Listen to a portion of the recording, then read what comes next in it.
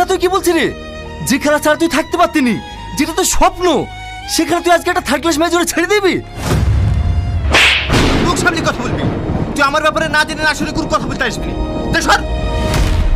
সামান্য একটা মেয়ের জন্য তুই আমার গায়ে হাত তুললি?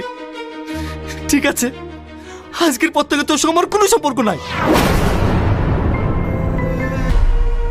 এই কি হয়েছে রে? ভাই আমাদের টনি গলায় দড়ি দিয়েছে।